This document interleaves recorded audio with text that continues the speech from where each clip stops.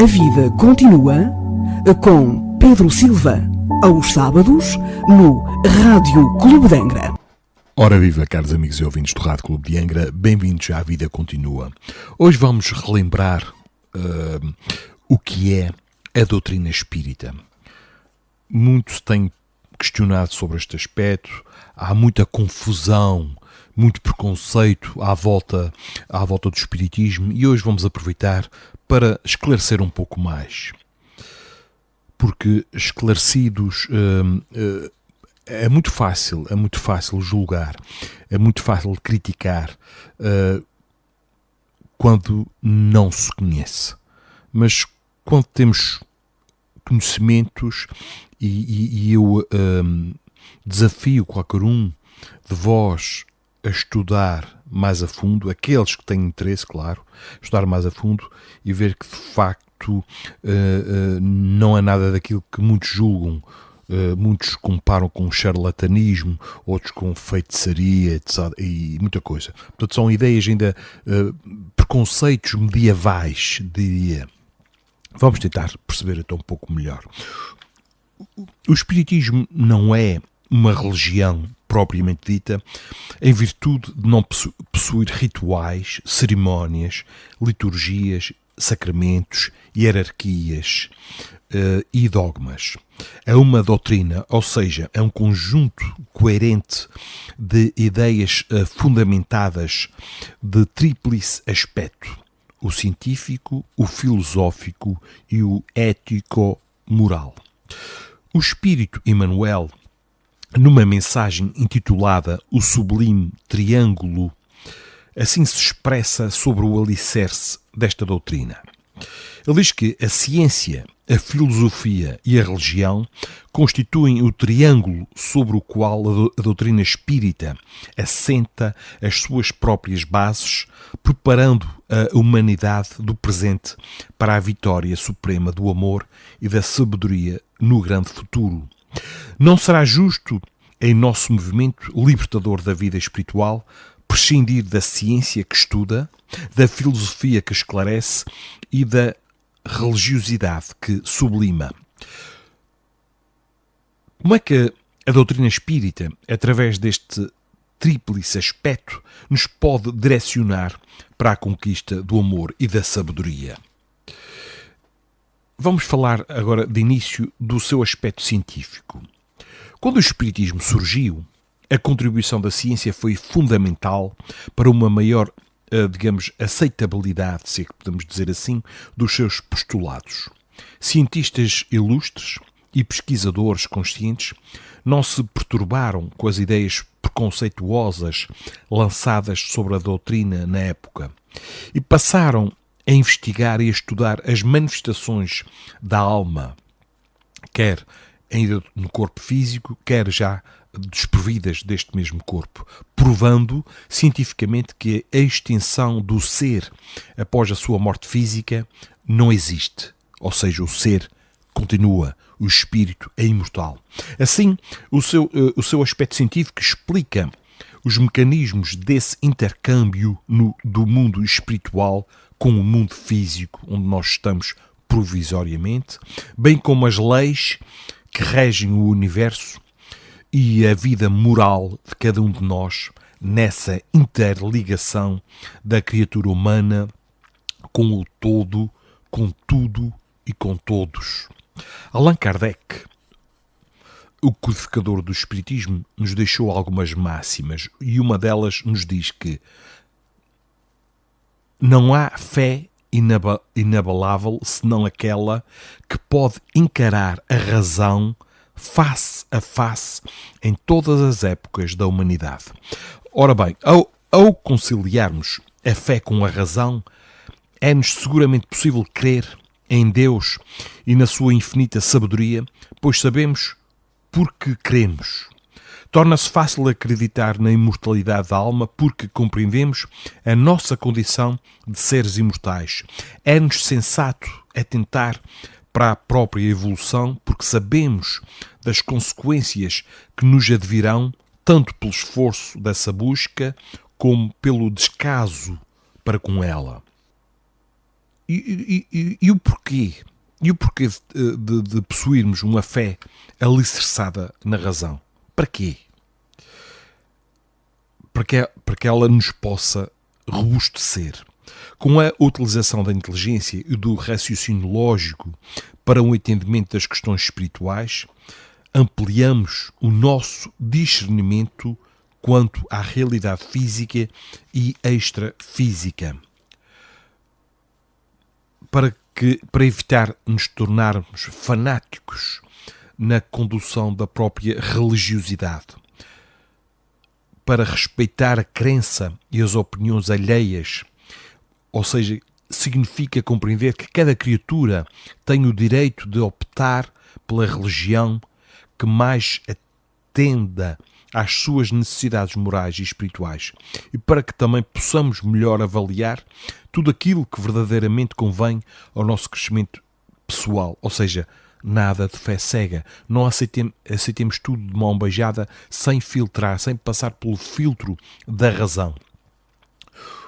Um escritor espírita de seu nome Clóvis Tavares, ao se referir sobre a contribuição do espiritismo, escreveu o seguinte: o homem,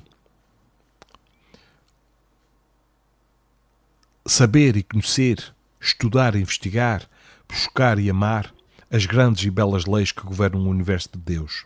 A doutrina espírita se traduz por revolução espiritual que inicia uma nova era de desenvolvimento moral e espiritual da raça humana, lançando uma nova luz poderosa e inapagável sobre as verdades religiosas, explicando-as, fortalecendo-as e tornando-as aceitáveis tanto ao sábio quanto ao simples. Também na mesma mensagem intitulada O Sublime Triângulo, Emmanuel Espírito afirma que o Espiritismo também tem uma filosofia que esclarece. Esclarece no sentido original do termo. Filosofia significa amor à sabedoria. Mas na prática ela diz respeito a um conjunto de estudos, de sistemas de pensamento e de reflexões intelectuais que visam compreender a realidade absoluta, as causas elementares, os fundamentos dos valores e das crenças humanas, o sentido da existência. E esse sistema de princípios que a filosofia representa surgiu na Grécia por volta do ano 500 a.C., como uma necessidade de explicações mais plausíveis, ou seja, um tanto mais aceitáveis e razoáveis para tudo aquilo que o homem ainda não conseguia compreender de forma plena. E como é que a filosofia pode conduzir o indivíduo? De que forma? Com que direção? Quando ele, diante do seu inconformismo ou da sua incompreensão, questiona a ordem das coisas. Também ajuda perante as suas dúvidas a repensar conceitos e valores. Em consequência também dos problemas que vivencia, dos desejos que alimenta, dos conflitos que carrega, busca alternativas no sentido de melhor compreender e administrar tudo aquilo que ainda lhe parece bastante, digamos, difícil. Sócrates, o grande filósofo da antiguidade, nascido na Grécia em 470 a.C., na obra O Evangelho segundo o Espiritismo, é considerado, juntamente com o seu discípulo e também filósofo Platão, um dos precursores do cristianismo e da própria doutrina espírita. E qual é, e podemos perguntar qual é o porquê dessa reverência para com ele? Porque o pensamento central dos princípios socráticos dizem respeito ao bem e à verdade que cada indivíduo já traz em si mesmo. Para ele, o homem, através de uma autorreflexão, deveria entrar em contato com a voz da sua própria consciência, aprendendo com isso a se descobrir, a se valorizar e, consequentemente, a se realizar. Sócrates, ao enfatizar essa busca da verdade íntima, sintetizou em algumas palavras que conseguiram atravessar os séculos, que são o conhece-te a ti mesmo. E essa máxima para a doutrina espírita representa o ponto de partida. Conhece-te a ti mesmo. É o ponto de partida para a construção da própria felicidade e progresso. O que é que nós vemos hoje em dia, caros amigos e ouvintes? Uma fuga da maioria para o exterior, uma fuga de si mesmo, para tudo o que é festividades, para anestesiar a própria consciência das mais variadas formas. Mas é necessário que um dia paremos, reflitamos que temos que fazer esta caminhada do autoconhecimento, porque é daqui que tudo vai realmente acontecer. Allan Kardec, na questão 919 do Livro dos Espíritos, questiona a espiritualidade superior com a seguinte pergunta: Qual o meio prático e mais eficaz para se melhorar nesta vida e de resistir aos arrastamentos do mal? E a resposta é a seguinte: um sábio da antiguidade vos disse: conhece-te a ti mesmo. Ou seja, o conhecimento de si mesmo, portanto, é a chave do progresso individual. E ao nos interessarmos pela descoberta das nossas verdades mais íntimas através desta análise do nosso próprio caráter, vamos nos sentir impelidos à busca de conhecimentos superiores. E quando eles passam a influenciar a nossa maneira de pensar, de sentir e de agir, nos habilitamos a penetrar níveis elevados de progresso e de evolução. A filosofia, portanto, é um conjunto de estudos e de princípios que se manifestam, sobretudo, pelo seu amor à sabedoria e pela procura incessante da verdade. E é esse amor à sabedoria e à verdade, à vida, a Deus e ao progresso, que a filosofia espírita objetiva ampliar em cada um de nós, para que possamos dar um sentido elevado à própria existência e, com isso, encontrar o prazer de buscar e amar as grandes e belas leis que governam o universo de Deus. Agora vamos falar do terceiro aspecto da doutrina espírita, que está relacionado com a moral, com a ética. E aqui entra a religiosidade, este terceiro aspecto, este terceiro pilar. Um dos significados da palavra religião é sentimento consciente de dependência ou submissão que liga a criatura humana ao Criador. Religião vem de religar a criatura ao Criador. A doutrina espírita ensina que necessitamos, reverenciar a Deus através do aprendizado do amor. E para isso só existe um caminho, que é o daquele que afirmou: eu sou o caminho, a verdade e a vida. Ninguém vem ao Pai senão através de mim. Jesus. Na questão 625 do Livro dos Espíritos, Allan Kardec questiona: qual é o tipo mais perfeito que Deus ofereceu ao homem para lhe servir de guia, de modelo? E a espiritualidade superior responde o seguinte: vede Jesus. E, no entanto, Kardec complementa o seguinte: Jesus é para o homem um modelo de perfeição moral que a humanidade pode pretender sobre a Terra. Deus nos oferece como o mais perfeito modelo, e a doutrina que ensinou é a mais pura expressão da sua lei, porque ele estava animado de espírito divino e foi o ser mais puro que apareceu sobre a Terra. Jesus, por ter possuído todas as qualidades de um homem de caráter sublimado, foi aquele que exemplificou enfaticamente os mais importantes valores inerentes a uma vida digna e superior: o respeito, a solidariedade, a fraternidade, a generosidade, a amizade, a compreensão, a simplicidade, a honestidade. E ao nos deixar como mandamento máximo o amar a Deus acima de tudo e ao próximo como a si mesmo, abriu-nos um leque de 1000 possibilidades para que pudéssemos construir a harmonia e a felicidade, tanto dentro como fora de nós. Caros amigos e ouvintes, a literatura espírita está sempre, constantemente a enfatizar que o bem que façamos aos outros, seja ele da intensidade que for, desde que leal e verdadeiro, será sempre a garantia do nosso próprio bem, pois quando procuramos contribuir com a satisfação alheia, encontramos a nossa própria felicidade. Jesus disse: eu não vim para ser servido, eu vim para servir. Concluindo com isso que a felicidade advém do serviço que prestamos ao próximo. E para o aspecto religioso da doutrina espírita, Allan Kardec deixou como máxima o seguinte: fora da caridade não há salvação. Não é fora desta ou daquela religião, não é fora do espiritismo, é fora da caridade não há salvação. Portanto, é uma máxima transversal a toda a humanidade, sejam eles religiosos ou não, sejam eles crentes ou ateus. Fora da caridade não há salvação e todos nós podemos praticá-la.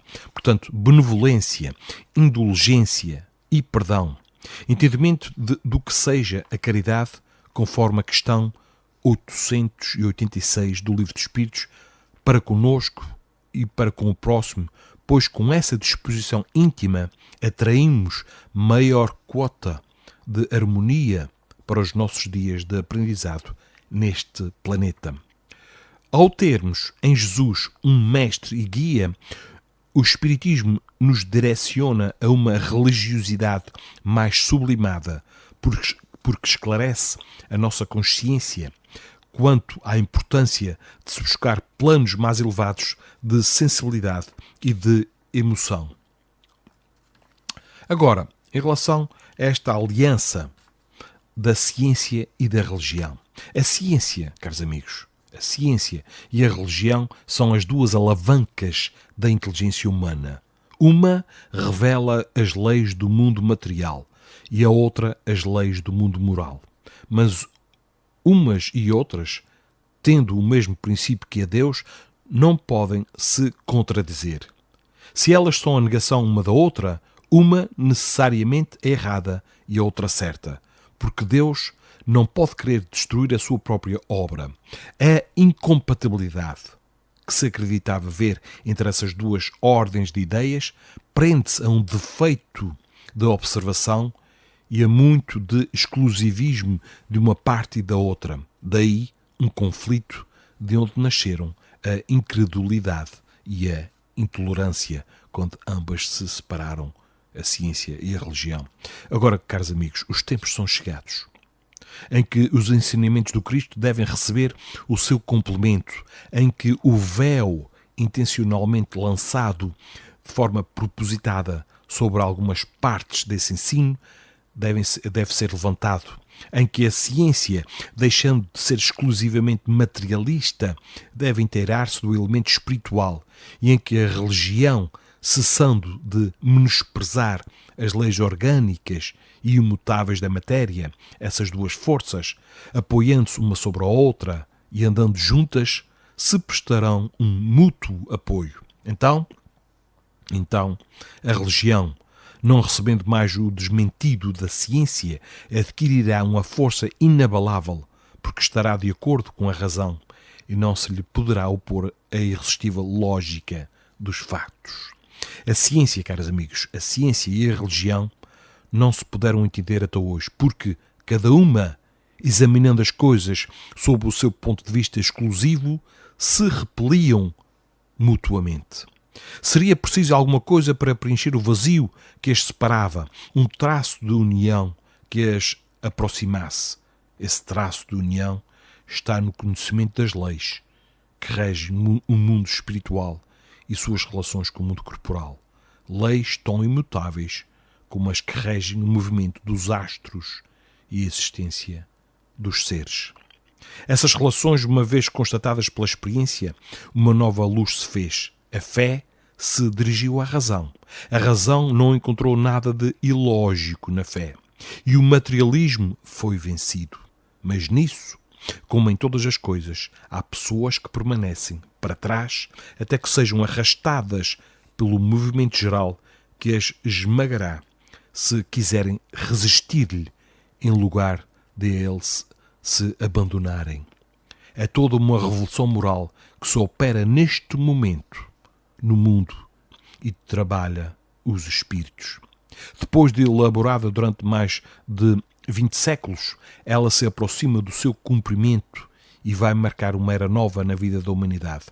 As consequências dessa revolução moral são fáceis de prever. Deve trazer nas relações sociais inevitáveis modificações às quais não está no poder ninguém se opor, porque estão nos desígnios de Deus e resultam da lei do progresso, que é uma lei divina. Logo, caros amigos e ouvintes, quando incitarmos por uma maior moralidade e deixarmos aos poucos o materialismo que nos aprisiona e limita e ocasiona e causa tudo o que está acontecendo no mundo, guerras, suicídios, loucura, tudo isto são consequências das doutrinas materialistas que defendem o nihilismo, que defendem o nada, que defendem a extinção da vida após a morte do corpo físico. Ora, se a vida acabasse com a morte do corpo, se tudo terminasse, por que não cometer exageros? Por que me preocupar com o próximo se tudo acaba com a morte? Mas a doutrina espírita objetiva destruir o materialismo que está a causar as desgraças que nós hoje vemos. Mas com a fé, com a certeza da imortalidade, os comportamentos passam a se modificar. Em vez de me entregar ao desespero, entrego-me à esperança, porque o futuro espiritual no plano invisível é uma realidade, é uma certeza. A vida, caros amigos e ouvintes, a vida de facto continua após a morte do corpo físico. Sendo assim, modifiquemos aos poucos os nossos comportamentos. Não é só esta passagem aqui, não é o comer e o beber que levamos, não. Isso só nos prejudicará se for em exagero. Tudo o que seja com moderação. A vida material é necessária, para a nossa subsistência, mas não para o abuso. Usemos, mas não abusemos. Mas não esqueçamos o aspecto espiritual, que é fundamental. Se somos espíritos, estamos aqui apenas de passagem e a nossa verdadeira casa não é aqui. A nossa verdadeira casa, o lar, é a pátria espiritual. Por enquanto temos que estar aqui, porque o planeta Terra é uma escola, uma verdadeira escola das almas. E as provas são para serem enfrentadas e não para desistirmos delas. Somos deuses, logo somos capazes de as enfrentar com a ajuda do anjo da guarda, com a ajuda dos amigos espirituais e dos nossos amigos aqui do plano físico. Marcamos encontro para o próximo sábado. Até lá, um grande abraço para todos vós e não se esqueçam de darem o primeiro passo em direção à vossa própria felicidade. Então, até lá. A vida continua com Pedro Silva, aos sábados, no Rádio Clube de Angra.